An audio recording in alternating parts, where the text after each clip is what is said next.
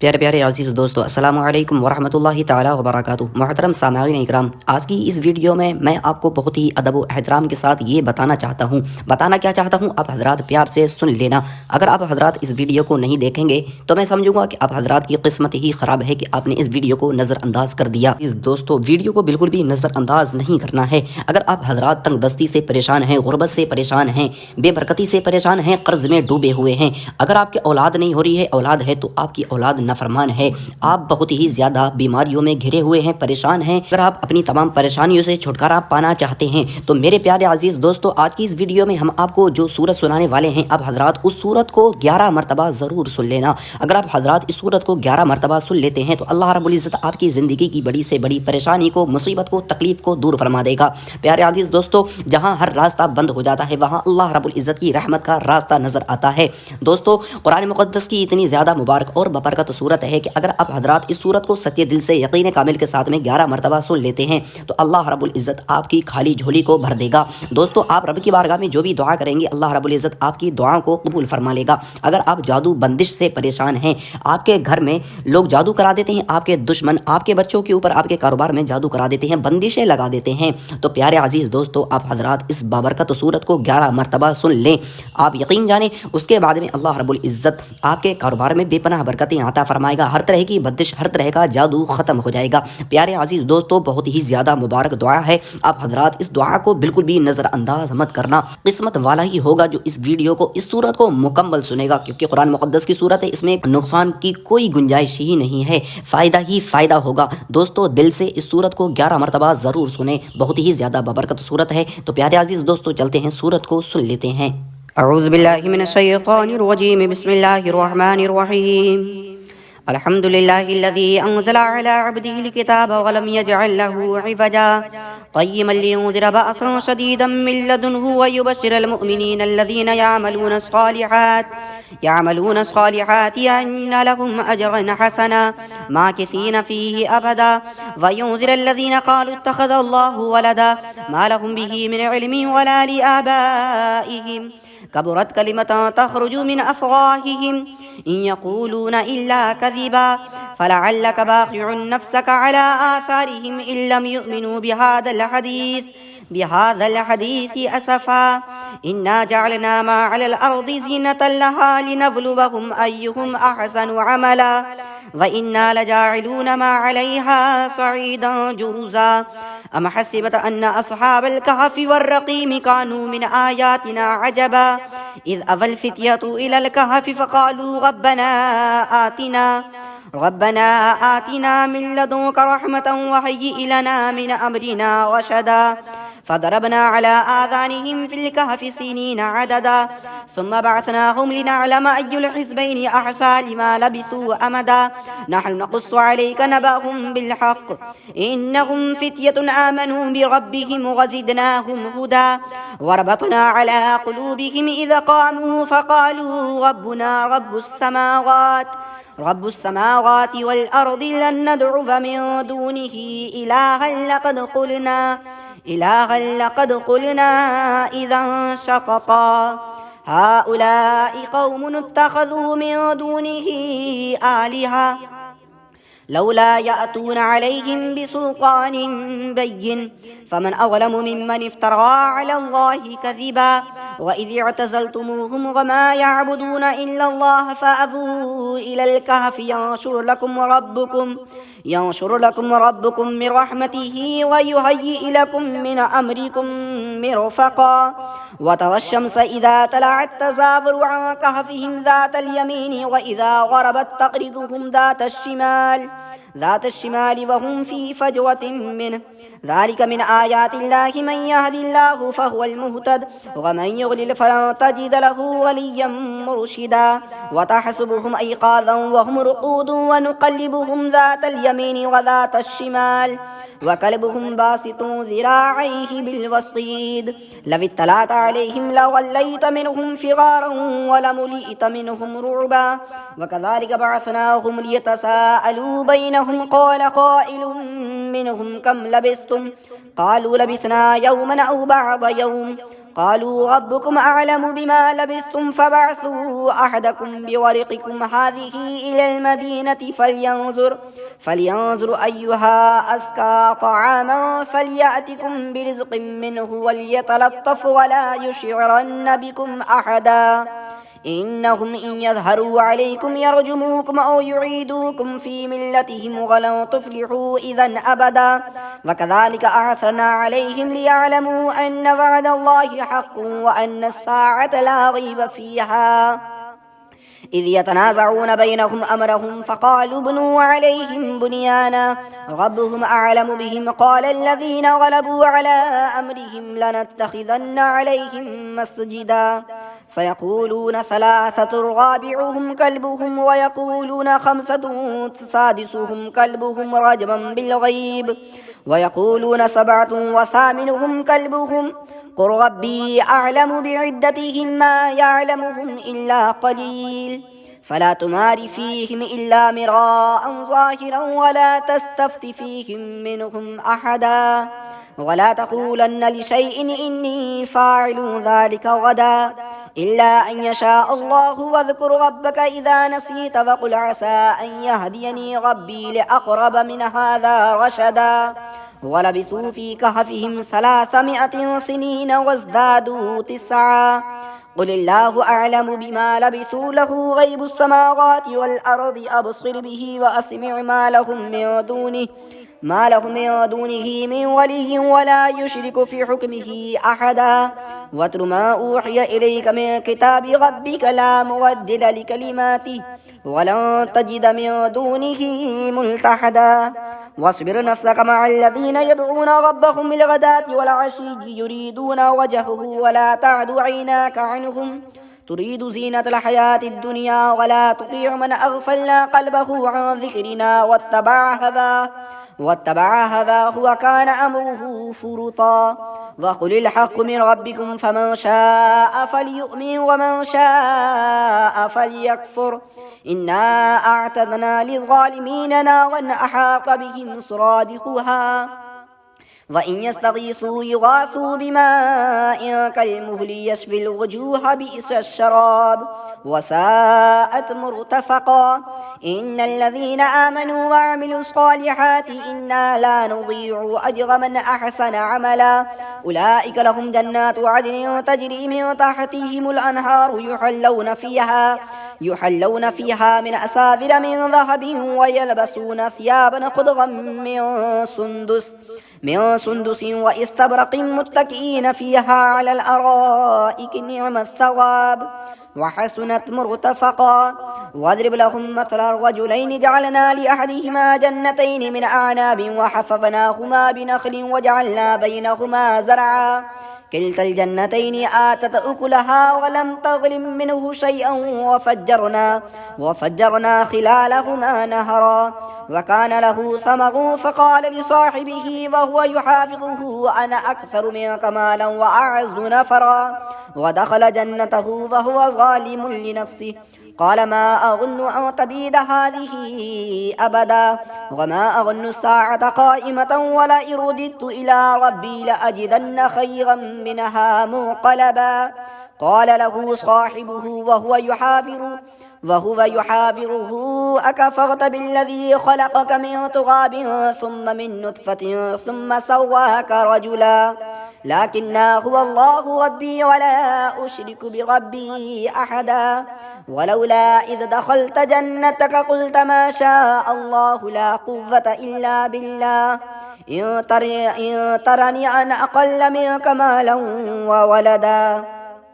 فعسى ربي أن يؤتيني خيرا من جنتك ويرسل عليها حسبانا من السماء فتصبح صعيدا زلقا أو يصبح ماؤها غورا فلن تستطيع له قلبا وأحيط بثمره فأصبح يقلب كفيه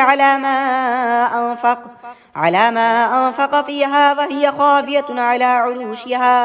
على عروشها ويقول يا ليتني لم أشرك بربي أحدا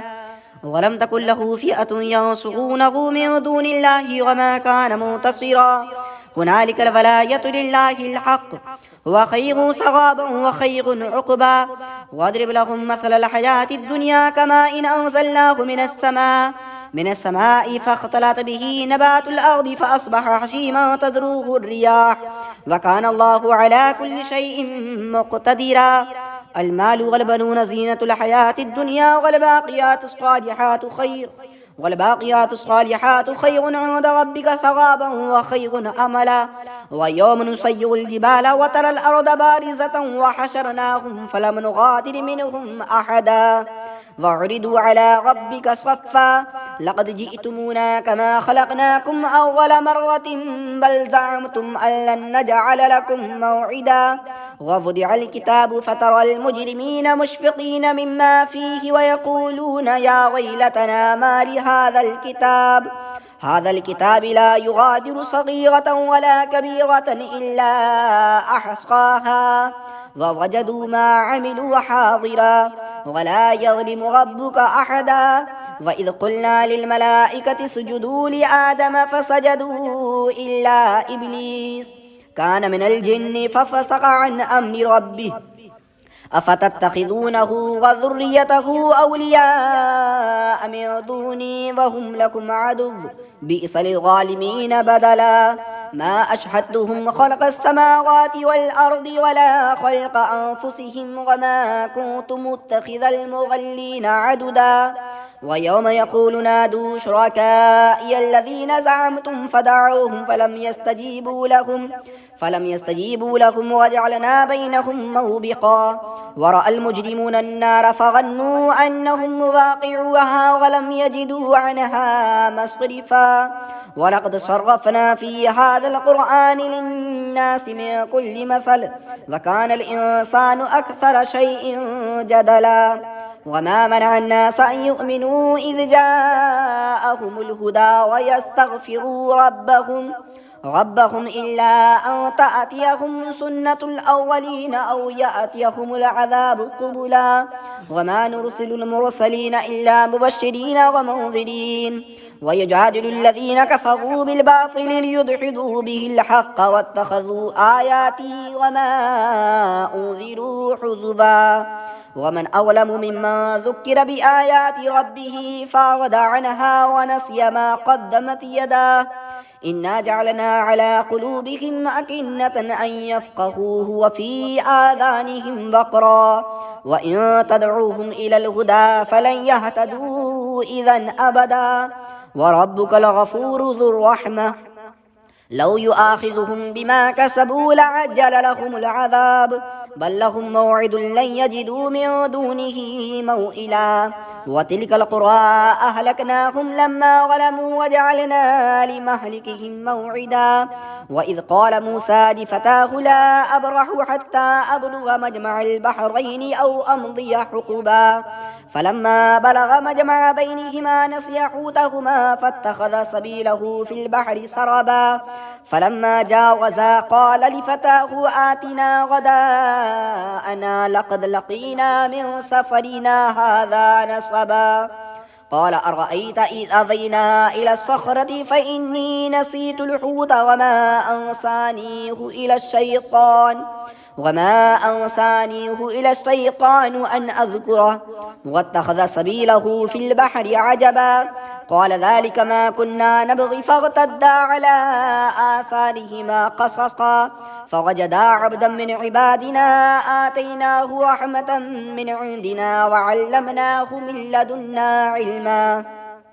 قال له موسى هل أتبعك على أن تعلمني مما علمت رشدا قال إنك لن تستطيع معي صبرا وكيف تصبر على ما لم تحط به خبرا قال ستجدني إن شاء الله صابرا ولا أعصي لك أمرا قال فإن اتبعتني فلا تسألني عن شيء حتى أحدث لك منه ذكرا فانطلقا حتى إذا ركبا في السفينة خرقها قال أخرقتها لتغرق أهلها لقد جئت شيئا إمرا قال ألم أقل إنك لن تستطيع معي صبرا قال لا تؤاخذني بما نسيت ولا ترهقني من أمري عسرا فانطلقا حتى إذا لقيا غلاما فقتله قال أقتلت نفسا زكية بغير نفس لقد جئت شيئا نكرا. قال ألم أقل لك إنك لن تستطيع معي صبرا. قال إن سألتك عن شيء بعدها فلا تصاحبني قد بلغت من لدني عذرا. فانطلقا حتى إذا أتيا أهل قرية استطعما أهلها فأبوا أن يغيفوهما فوجدا فيها جدارا يريد أن ينقض فأقامه. قال لو شئت لاتخذت عليه أجرا. قال هذا فراق بيني وبينك سأنبئك بتأويل ما لم تستطيع عليه صبرا. أما السفينة فكانت لمساكين يعملون في البحر فأردت أن أعيبها وكان براءهم ملك يأخذ كل سفينة غصبا. وأما الغلام فكان أبواه مؤمنين فخشينا أن يرهقهما طغيانا وكفرا فأردنا أن يبدلهما ربهما خيرا منه زكاة وأقرب رحما. وأما الجدار فكان لغلامين يتيمين في المدينة وكان تحته كنز لهما وكان أبوهما صالحا فأراد ربك أن يبلغا أشدهما ويستخرجا كنزهما رحمة من ربك وما فعلته عن أمري ذلك تأويل ما لم تستطيع عليه صبرا. ويسألونك عن ذي القرنين قل سأتلو عليكم منه ذكرا. إنا مكنا له في الأرض وآتيناه من كل شيء سببا فأتبع سببا حتى إذا بلغ مغرب الشمس وجدها تغرب في عين حمئة ووجد عندها قوما قلنا يا ذا القرنين إما أن تعذب وإما أن تتخذ فيهم حسنا. قال أما من ظلم فسوف نعذبه ثم يرد إلى ربه فيعذبه عذابا نكرا. وأما من آمن وعمل صالحا فله جزاء الحسنى وسنقول له من أمرنا يسرا. ثم أتبع سببا حتى إذا بلغ مطلع الشمس وجدها تطلع على قوم لم نجعل لهم من دونها سترا كذلك وقد أحطنا بما لديه خبرا. ثم أتبع سببا حتى إذا بلغ بين السدين وجد من دونهما قوما لا يكادون يفقهون قولا قالوا يا ذا القرنين إن يأجوج ومأجوج مفسدون في الأرض فهل نجعل لك خرجا على أن تجعل بيننا وبينهم سدا. قال ما مكني فيه ربي خير فأعينوني بقوة أجعل بينكم وبينهم ردما آتوني زبر الحديد حتى إذا ساوى بين الصدفين قال انفخوا حتى إذا جعله نارا قال آتوني أفرغ عليه قطرا فما استطاعوا أن يظهروه وما استطاعوا له نقبا. قال هذا رحمة من ربي فإذا جاء وعد ربي جعله دكا وكان وعد ربي حقا. وتركنا بعدهم يومئذ يموج في بعد ونفخ في الصور فجمعناهم جمعا وأردنا جهنم يومئذ للكافرين أغضا الذين كانت أعينهم في غطاء عن ذكري وكانوا لا يستطيعون سمعا. أفحسب الذين كفروا أن يتخذوا عبادي من دوني أولياء إنا أعتدنا جهنم للكافرين نزلا. قل هل ننبئكم بالأخسرين أعمالا الذين ضل سعيهم في الحياة الدنيا وهم يحسبون أنهم يحسنون صنعا أولئك الذين كفروا بآيات ربهم ولقائه فحبطت أعمالهم فلا نقيم لهم يوم القيامة وزنا ذلك جزاؤهم جهنم بما كفروا واتخذوا آياتي ورسلي هزوا إن الذين آمنوا وعملوا الصالحات كانت لهم جنات الفردوس نزلا خالدين فيها لا يبغون عنها حولا. قل لو كان البحر مدادا لكلمات ربي لنفد البحر قبل أن تنفد كلمات ربي ولو جئنا بمثله مددا. قل إنما أنا بشر مثلكم يوحى إلي أنما إلهكم إله واحد فما كان يرجو لقاء ربه فليعمل عملا صالحا ولا يشرك بعبادة ربه أحدا. صدق الله العلي العظيم.